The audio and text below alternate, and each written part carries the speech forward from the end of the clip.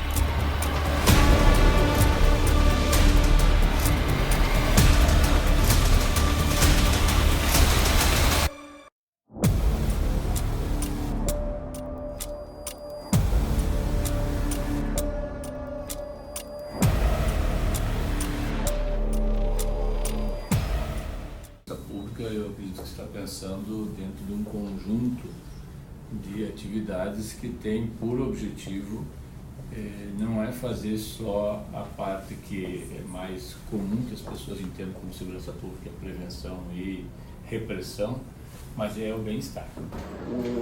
Segurança pública é muito importante para a sociedade brasileira, é uma grande preocupação da população brasileira, uma das principais. Tá? Agora, não existe segurança pública se você não pensar numa política ampla, que é da educação para todos, ter um sistema único de saúde funcionando, distribuir renda, gerar emprego, dar segurança alimentar. Então, aí você pode pensar numa política de segurança pública. Mais importante, porque não adianta termos escola de primeiro mundo, hospitais de primeiro mundo e ser assassinado num semáforo. Então, você não pode utilizar um aparato do Estado que está ali para prevenir com um mecanismo de repressão.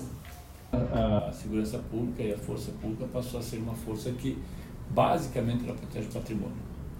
Nós somos um país extremamente patrimonialista e por sermos patrimonialistas, toda a força de segurança se volta muito mais para a garantia do patrimônio do que, de certa forma, daquilo que eu te falei anterior, que é dar à população a segurança que ela dá, a garantia que ela tem segurança em todos os sentidos.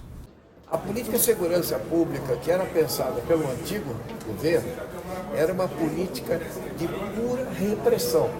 Então, para ele se trata do seguinte, o roubo de uma barra de chocolate no supermercado ou um sonegador de impostos de 500 bilhões, entende? É o mesmo bandido, e bandido bom é bandido morto. Papel higiênico em presídio feminino. Essa comissão se posicionou contrário a ter papel higiênico em presídio feminino. E o debate, diferentemente do que alguns aqui pensam, não é ideológico, não é entre direita e esquerda. Porque nós, que a mulher que cometeu o crime tem que pagar pelo crime. Agora, nós não podemos naturalizar, ou pior, legitimar uma punição dupla, tripla. Porque se não bastasse a mulher ficar privada de liberdade, o que os senhores querem são outras punições. Então nós vamos retirar o papel higiênico da cela. Segundo, não vamos dar acesso a absorvente na cela. E pior, a mulher detenta que tiver o filho na cadeia não vai ter direito a berço. Aí é um misto de crueldade com sadismo. Porque não basta punir a detenta, tem que punir o filho da detenta. Os senhores são favoráveis que a criança que nasceu no presídio durma no chão. E ainda se dizem defensores da família. Desculpe, mas a única família que os senhores defendem é a família Bolsonaro, pelo jeito. Nós defendemos a família, sim, mas nós defendemos quem trabalha, quem acorda cedo para ir trabalhar. Agora, vagabundo, criminoso, que se exploda, que se exploda. Se eu pudesse, eu jogaria uma bomba em todos os presídios do Brasil, jogaria uma bomba, explodia a porra toda.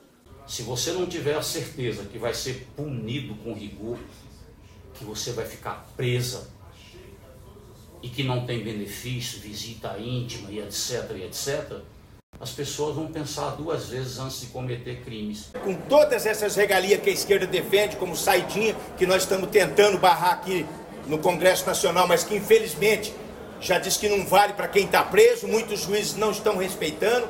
Tivemos mesmo, depois da lei promulgada, muitos presos saindo. Então, quer dizer, nós temos que endurecer as leis, temos que entender que o criminoso tem o seu livre-arbítrio, ele é criminoso porque quer, então tem que fazer esse enfrentamento. A impunidade é um dos maiores fatores que gera o aumento da criminalidade. Por isso é que a direita, a extrema-direita brasileira, é contra qualquer saidinha. Eles querem explodir os presídios. Porque se pode um sujeito estudar fora e trabalhar fora, ele pode fugir. Agora ele não pode visitar a família no Natal. Então isso é política de segurança pública incorreta, perversa. Para matar criminosos que invadirem cidades. E eu apoio, e todas as vezes que acontecer esse tipo de confronto, eu venho aqui pedir moção de aplauso para os policiais, porque bandido bom é bandido morto e sem papel higiênico. Tem que ter um freio, tem que ter um fator inibidor para você impedir a constância da violência urbana. E aí quando você fala da polícia militar aqui, toda essa cultura, a cultura de violência, a cultura de opressão, a cultura inclusive de corrupção, né, de pessoas que acham que por estarem fardados, por estarem com carro, por estarem com a força do Estado, que o Estado tem o monopólio da força, né, você não pode ter isso, mas o Estado tem o monopólio da força, seja pelo monopólio explícito no caso do policiamento ou do judiciário ou de outros segmentos, Ministério Público, né, e coisas semelhantes. E tem todo o direito de ir trabalhar e voltar a trabalhar em segurança. Que não pode ter medo de deixar seus filhos ir estudar, com medo se ele vai voltar para casa ou não. Se ele não vai ser vítima de uma bala perdida num confronto entre as forças policiais e eventuais facções. Porque o cidadão brasileiro, que é pobre, que é trabalhador, que é excluído, quando ele vê o celular dele ser roubado, que ele levou 10 prestações para pagar, ele não pensa em justiça social, ele pensa de forma a retaliar. A segurança pública ela envolve muito mais do que repressão. Ela envolve todo um processo de construção, de redução de desigualdade, de construção de oportunidades. Não é que você acha que todas as pessoas que são criminosas é porque não tiveram oportunidade. Não, não se trata disso, até porque muitas vezes são escolhas. Mas as escolhas que são ofertadas para você, elas têm uma limitação muito grande dependendo da sua condição social. Então hoje nós temos a necessidade de reconceituar o que é direitos humanos e para quem são os direitos humanos. O nosso judiciário atrapalha a ação da polícia. Um Código Penal de 1940 e nós temos crimes modernos. O crime está se modernizando e se organizando, né? Tanto é que chama de crime organizado. Enquanto isso, o Estado, que é uma máquina pesada, burra, não está conseguindo acompanhar a evolução do crime no nosso país. E a necessidade do enfrentamento às milícias, existe a necessidade do enfrentamento ao crime organizado. Todas essas questões elas precisam ser enfrentadas, Mas nós não podemos tirar do radar a figura do cidadão. Um Sistema Nacional de Segurança Pública. Então, o sistema abrangeria o policiamento, né, que é preventivo e ostensivo, tá? O sistema daria conta de um sistema penitenciário que não seja uma escola do crime. De tentar convencer deputados de centro e de esquerda de que endurecimento de penas é um caminho. Inclusive eu, sargento Faúl, sou a favor da pena de morte. Viva maconha! Deputado, vamos ser até o termo. Não, vamos aceitar. Esse tipo de intervenção aí, apologia ao crime aqui. Quem falou viva maconha? Quem falou de novo, deputado da maconha? Quem falou viva maconha? O senhor tá com maconha aí? Não. Ô, policial, eu quero revista aqui nesse cara. Se tiver maconha, você vai tomar voz de prisão. Se tiver cortando maconha, tu vai tomar voz de prisão. Eu quero. Você tá encostando em mim, pô? Você tá encostando em mim, cara? Você tá encostando em mim? O cara tá. Bateu o quê, rapaz? Eu quero uma revista em você. Eu quero uma revista em você. Eu quero uma revista em você. Eu quero uma revista em você. Viva a maconha! Não sou eu, policial. Você bateu nele que eu vi. Não me xingue não, viu? Me respeite. Me respeite. Me respeite. Eu sou cidadão desse país. Eu sou deputado, eu também sou cidadão. Você não merece me respeito. Eu te xinguei? Você me xingou, me respeite. Eu não me defendo a respeite. maconha. Faça honrar essas coisas que você está usando aí. Eu vou passar o próximo escrito, então.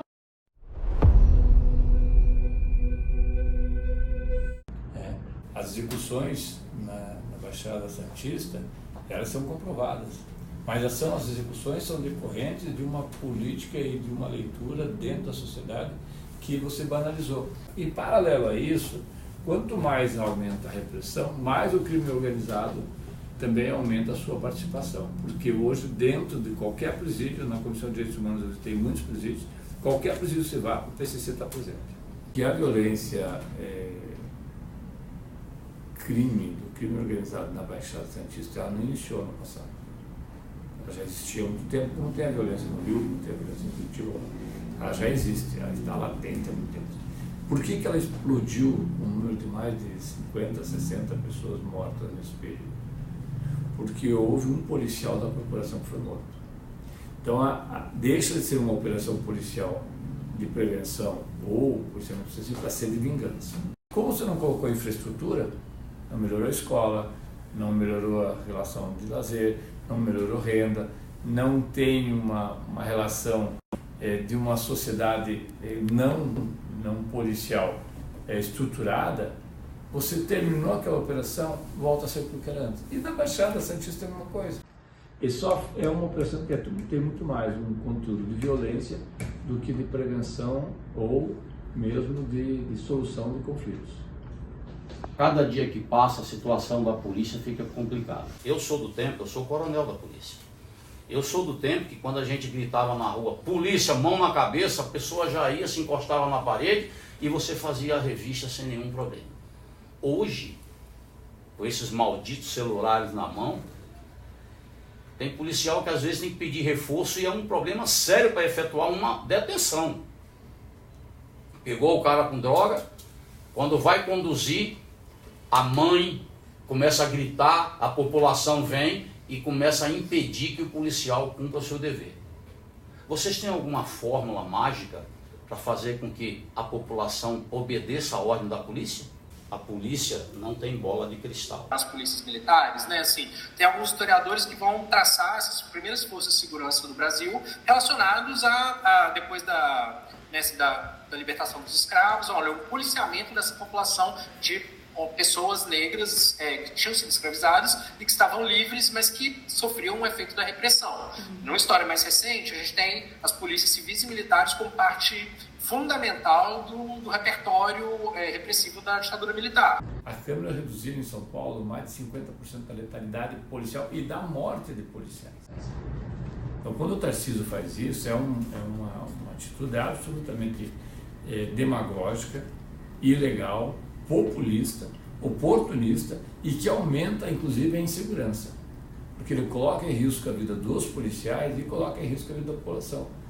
essa estupidez de falar que a câmera não pode ser desligada, você acha certo o policial vai urinar, vai mijar, vai no banheiro e a câmera ligada? O senhor está vindo da onde? Não te interessa. Ou então, da casa da sua mãe. Merece um bom tapa na cara. Mão daí de baixo. Perdeu, senhor. Tira a mão. Perdeu, senhor. Pra trás, caralho. Perdeu. Põe a mão pra trás, tira a mão da cintura. Perdeu, senhor. Tira a mão da cintura, você vai tomar um tiro. Tira a mão da cintura. A segurança pública brasileira é uma segurança pública militarizada. Militarizada no sentido seguinte, ela tem a Polícia Militar e toda a sua estrutura, que foi criada a partir do golpe de 1964, ela tem ideologicamente o inimigo interno. E isso é muito mais difícil de você trabalhar do que aparentemente a gente consegue entender. Qual é o inimigo interno das forças de segurança? Na maioria das vezes, as pessoas pobres, periféricas, sem estrutura tanto econômica quanto social, com um grau de educação bastante inferior a determinados segmentos da população e que é visto, e não é só de agora, mas que é visto historicamente como uma população que tem que ser reprimida por ser violenta.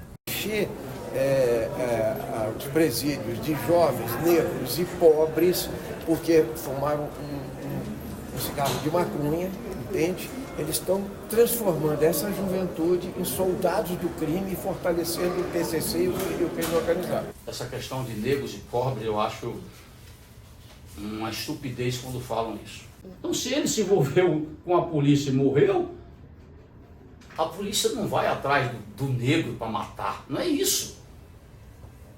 Mas, normalmente, quem está no crime, a cor da pele, que para mim não significa absolutamente nada, não tem nada a ver com a ocorrência, é a questão da constância. Basta você ver. Ou eu estou falando bobagem, veja pela televisão, prendeu o assaltante, quando você vai ver, ou é um negro, um moreno. Então, a gente tem, é quase como se fosse dois Brasis, assim. A chance de eu, um homem branco, né, que tem pós-graduação, de classe média, a chance de eu ser vítima de certos crimes, por exemplo, crimes contra a vida, é infinitamente menor do que de um jovem negro morador de periferia, que pode estar morando a 2 quilômetros da minha casa, mas ele tem muito mais chance de ser morto tanto em dinâmicas criminais, como pela própria polícia também. Claro que no caso do crime patrimonial eu estou muito exposto também, enfim, é quase como se a gente tivesse múltiplas seguranças públicas, múltiplas formas de atuação da polícia, que se dividem de maneira diferente para a população.